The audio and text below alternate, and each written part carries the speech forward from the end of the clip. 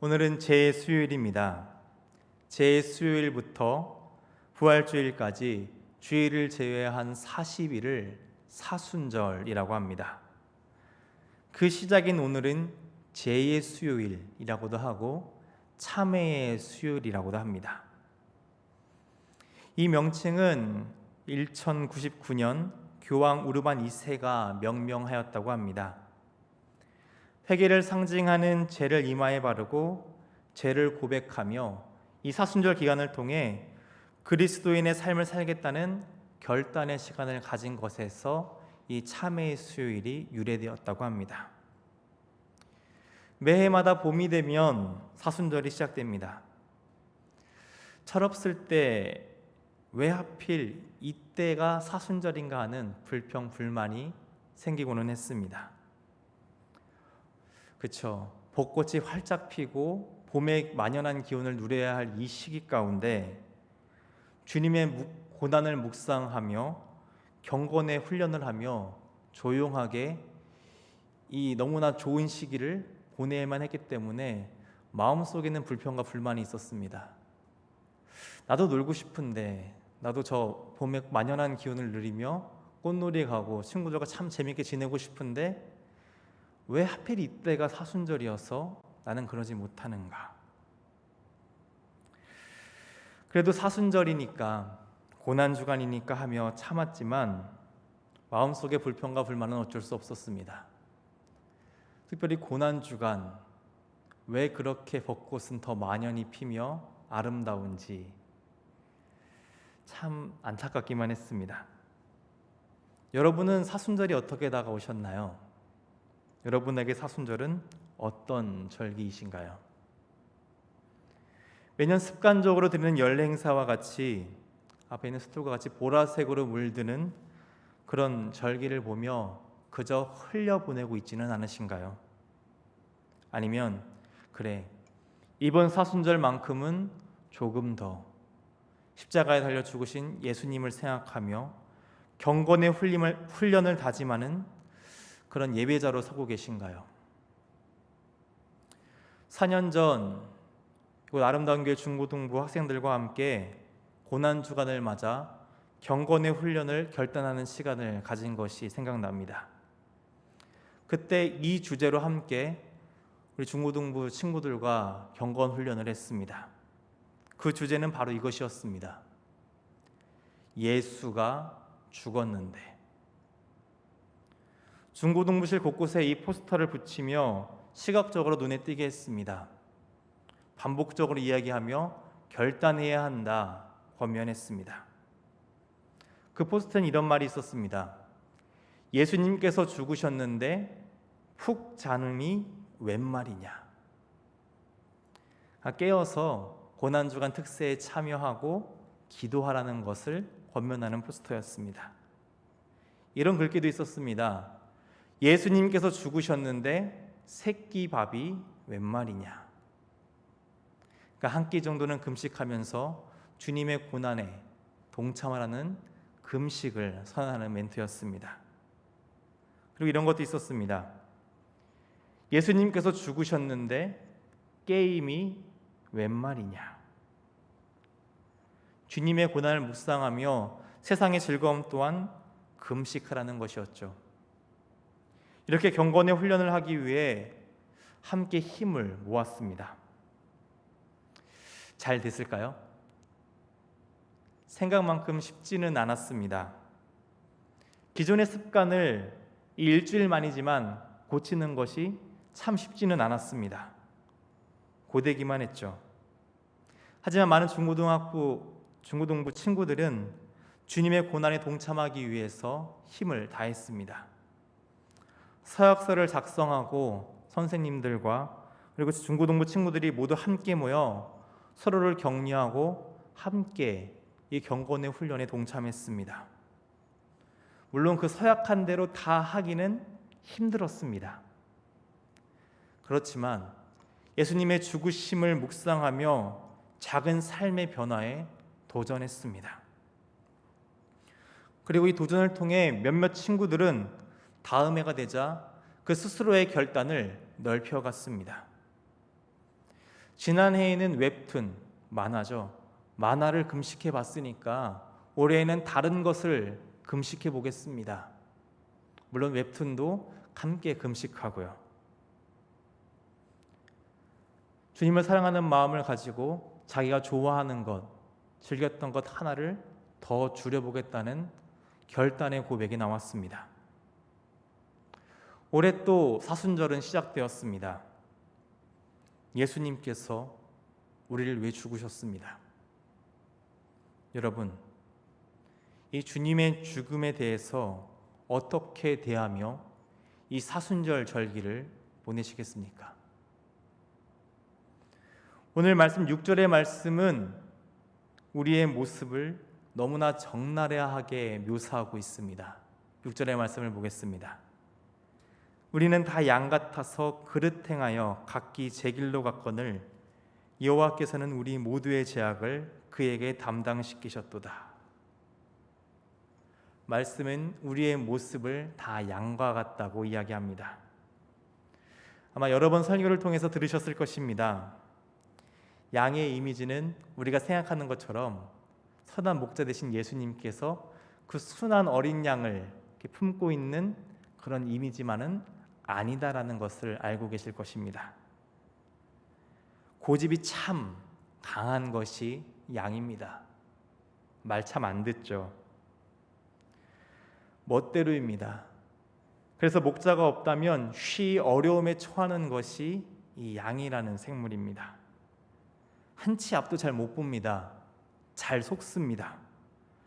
그 습성을 이용한 게 양치기 개라고 합니다. 들개가 양들을 속여서 자꾸만 딴 데 데려가 잡아먹히니 우리가 개를 길러서 그렇게 양이 도망가는 것을, 양이 들개에게 잡혀먹는 것을 막자라고 생각해서 생긴 것이 양치기 개라는 것이죠. 양은 또한 중심도 잘 못 잡는다고 합니다. 쉬 넘어진다고 하죠. 그리고 넘어지면 혼자서 못 일어난다고 합니다. 혼자서 못 일어나서 죽는 경우도 생긴다고 합니다. 그러니까 목자가 붙잡아주고 다시 일으켜 세워줘야 하는 참 손이 많이 가는 동물이 양이라는 것이죠. 지금 양을 이야기하고 있습니다. 근데 여러분 어떠신가요? 오늘 우리의 모습과 참 비슷하지 않습니까? 우리의 모습이 정말 양과 같습니다. 이런 양인데 참 말 안 듣고 고집 세고 제멋대로인 양인데 우리 주님께서는 이런 양을 어떻게 대해 주십니까?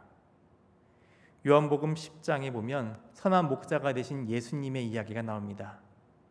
그 예수님께서는 양에 대해서 이렇게 행동하실 것이라고 11절과 15절 말씀에 이야기하십니다. 화면을 보시면 그 말씀이 나옵니다. 나는 선한 목자라. 선한 목자는 양들을 위하여 목숨을 버리거니와. 15절입니다. 아버지께서 나를 아시고 내가 아버지를 아는 것 같으니 나는 양을 위하여 목숨을 버리노라. 선한 목자가 되신 주님께서는 우리를 위하여 자신을 희생하시고 목숨까지 내어주실 것이라고 말씀하십니다. 이를 통해 양인 우리가 참된 생명을 얻고 우리가 바랐던 것보다 더 풍성한 삶을 누리게 하시겠다고 말씀을 통해서 약속하십니다. 이런 선한 목자의 음성을 듣고 선한 목자 되시는 주님 안에서 한 양떼가 되는 삶을 살아야 하는 것이 우리 그리스도인의 삶입니다. 예수님을 믿는다면, 선한 목자가 되신 주님의 양이라면 우리의 삶은 바뀌어야 한다는 것이죠. 그런데 우리의 삶은 바뀌었습니까? 여전히 양의 고집을 갖고 계시지는 않습니까? 여전히 목자 없는 양같이 삶을 살고 계시지는 않습니까? 우리의 삶의 주인이 그렇게 우리일 때가 너무나 많다는 것입니다. 주님의 음성이 들리지만 주님의 음성을 외면한 채 주님, 이 길이 맞습니다 라고 고집 부리면서 그렇게 낭떠러지로 향해 가는 것이 우리입니다. 거짓 목자가 와서 우리의 목숨을 노리고 들깨가 와서 우리를 속이고 있음에도 불구하고 그 유혹의 정신이 팔려서 주님의 뜻과는 달리 멋대로 행하고는 합니다. 우리가 우리 인생의 주인인 것처럼 살아가며 또다시 죄의 길로 나아갑니다. 이런 삶의 위기의식을 가지고 돌이키는 그리스도인들이 많습니다.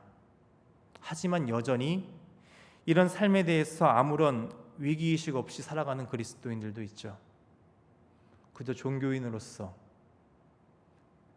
예수님을 믿기보다는 그냥 교회 출석하는 그런 하나의 종교인으로서 살아가는 이들도 참 많다는 것이 안타까운 현실입니다.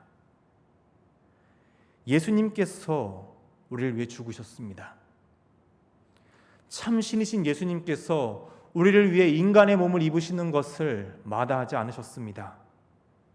자기 목숨을 내어주시기까지 그렇게 아낌없이 사랑하셨습니다. 십자가의 고난을 당하시면서 하나님과의 단절을 경험하시면서까지도 고통당하십니다. 우리를 위해서 그렇게까지 하십니다. 자신의 모든 것을 다 내어주셨죠. 희생하셨습니다. 그런데 우리는 여전히 우리의 삶의 작은 것 하나, 그 조그마한 기쁨조차 포기하지 못합니다. 이런 마음이 들 때도 있죠. 사순절은 그저 2000년 전 있었던 한 사건일 뿐이다. 오늘 본문의 앞부분인 이사야 53장 3절의 하반부의 말씀과 같이 이 놀라운 은혜를 경험했음에도 불구하고 귀히 여기지 않습니다. 그저 주님이 당했어야만 하는 고난이라고 생각하고 그저 흘러 지나갑니다. 우리를 위해 죽으셨는데 말입니다. 하나님께서는 이렇게 양과 같이 고집 피우고 제멋대로 가는 우리를 보며 마음 아파하시고 개입하십니다. 오늘 말씀은 예수님께서 오실 것이라는 그 예언의 말씀입니다.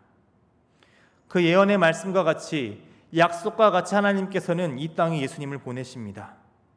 그리고 이 땅에 오신 예수님의 모습은 예언의 말씀과 같이 참 안타까웠습니다. 4절의 말씀을 함께 보도록 하겠습니다.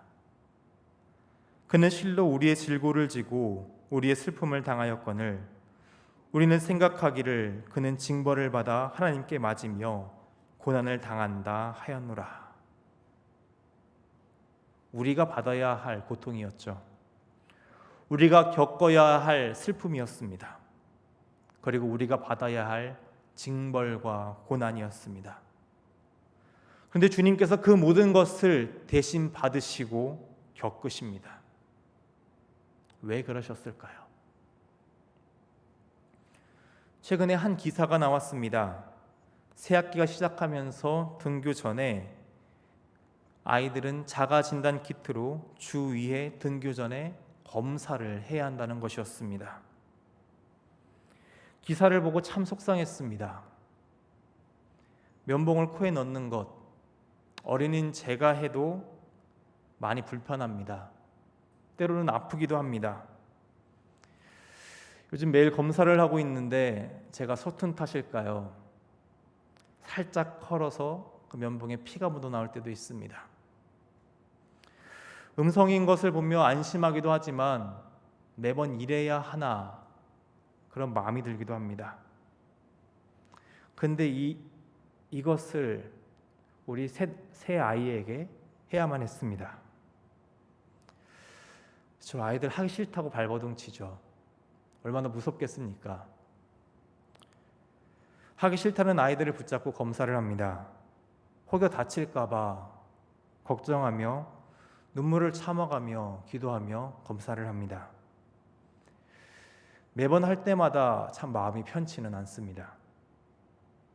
부모가 되면 흔히 그런 말들을 한다고 하죠. 아픈 아이를 보며 내가 대신 아파줄 수 있으면 얼마나 좋을까. 우리가 그렇게 아파했습니다. 우리가 죽어갔습니다. 도저히 회복할 수 없는 치명적인 문제로 우리가 그렇게 죽어갔습니다. 그런 우리를 보시며 아파하시는 아빠, 아버지가 계셨죠. 그래서 우리 대신 아프십니다. 본문 5절의 말씀을 보겠습니다.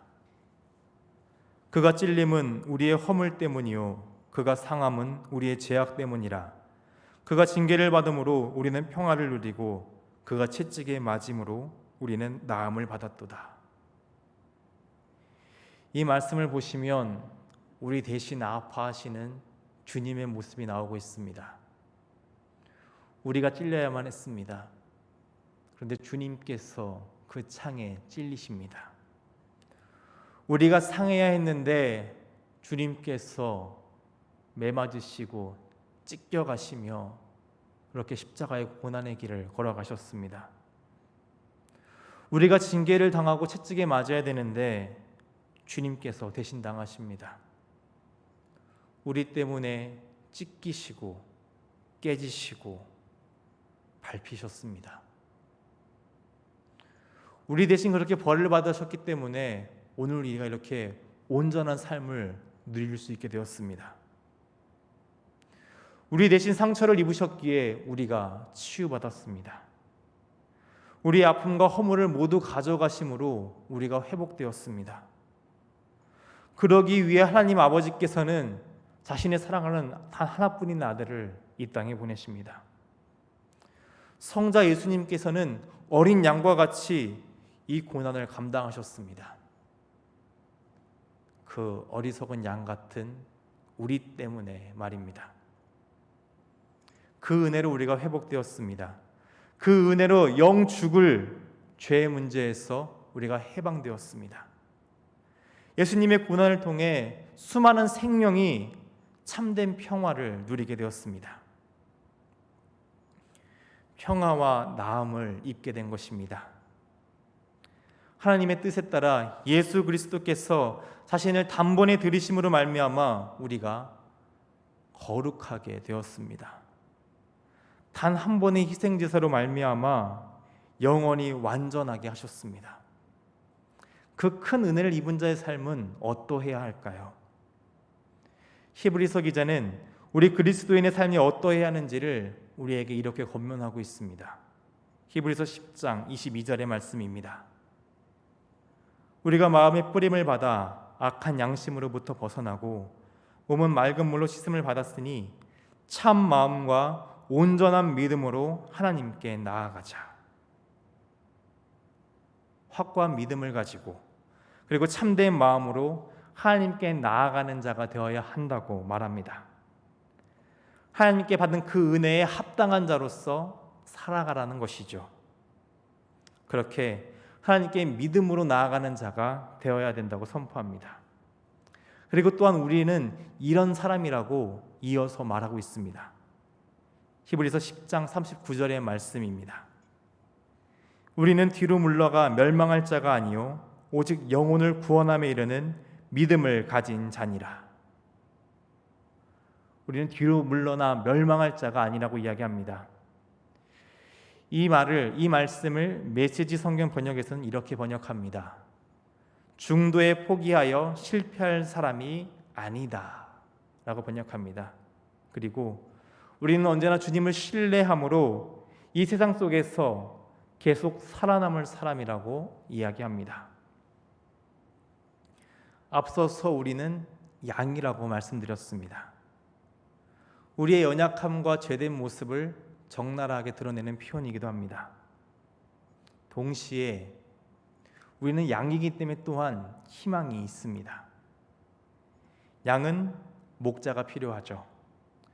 목자가 양을 똑바로 세워지면 쉽게 넘어지는 양이 중심을 잡고 살아갑니다. 방향 감각이 없기 때문에 위험한 곳에 빠지기도 하지만 목자를 절대적으로 의존하기 때문에 생존할 수 있는 것이 양입니다.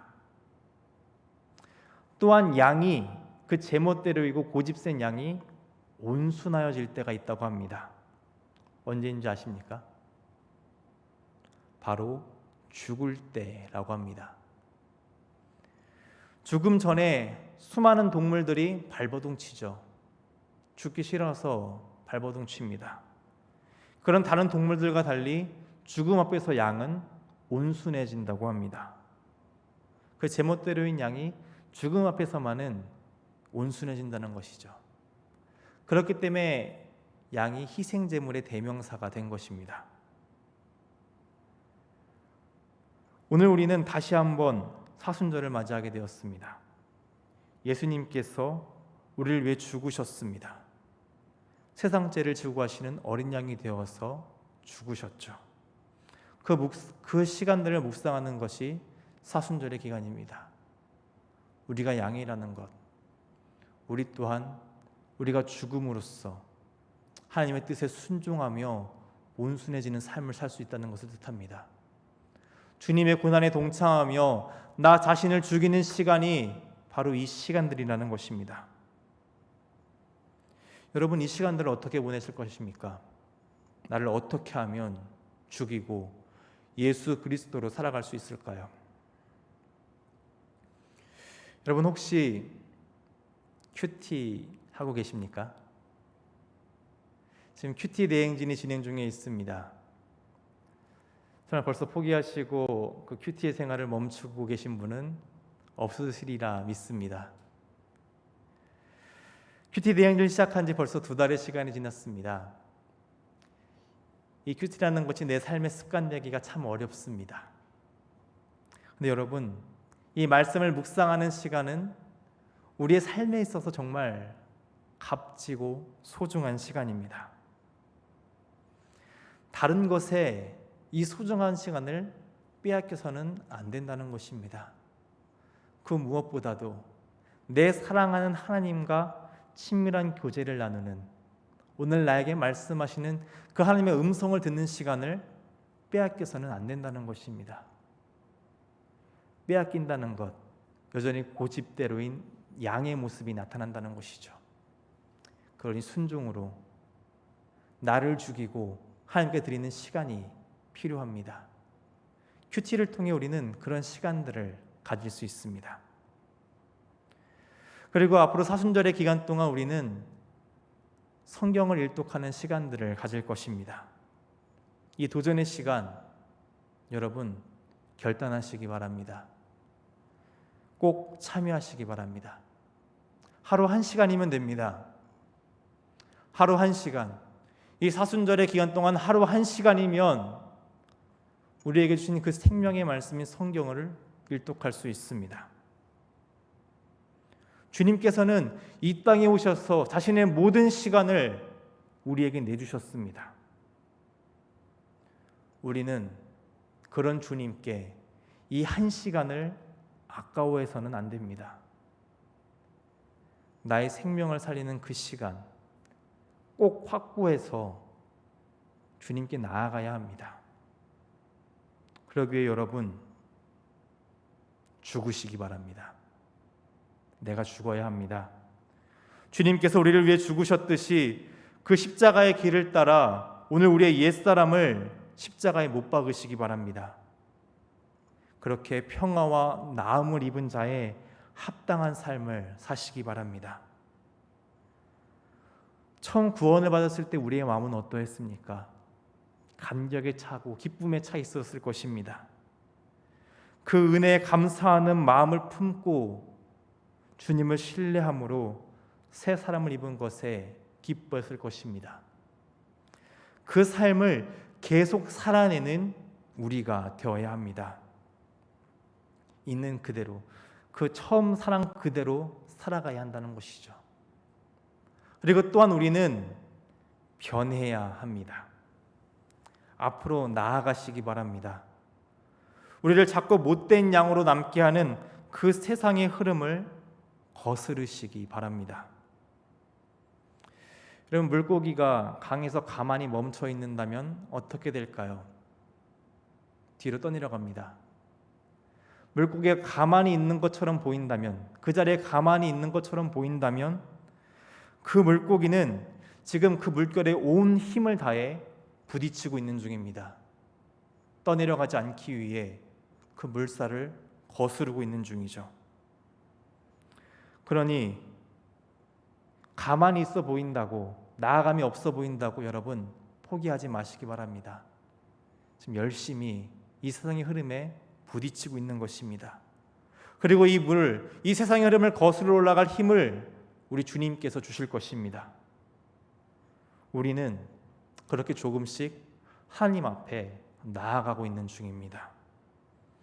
우리의 선한 목자 되신 주님께서 이 길을 인도하시며 우리를 바르게 설 수 있도록 붙잡아 주실 것입니다. 2022년 사순절이 시작되었습니다. 새롭게 우리에게 주시는 하나님의 은혜의 시간입니다. 우리가 다시 주님 안에서 살아낼 그 능력을 주시는 참된 복을 누리는 시간입니다. 여러분, 이번 사순절 그저 흘려보내지 마시기 바랍니다. 주님 앞에 다시 한번 결단하며 하나님 앞에 온전히 서시는 예배자로 서시기 바랍니다. 구원받은 처음 마음 그대로 주님을 사랑하시는 여러분이 되시기를 바랍니다.